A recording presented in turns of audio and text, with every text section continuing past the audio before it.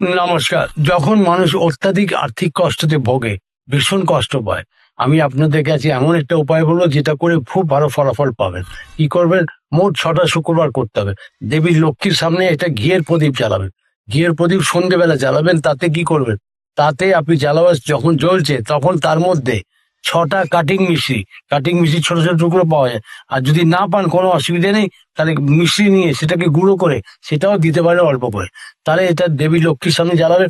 তার সাথে একটা উপায় আরো করবেন, দেবী লক্ষ্মীকে প্রতি শুক্রবার ৬টা শুক্রবার মানে গোলাপ ফুল অতি অবশ্যই একটা করে অর্পণ করবেন। সেটা অবশ্যই অর্পণ করবেন, খেয়াল রাখবেন এটা।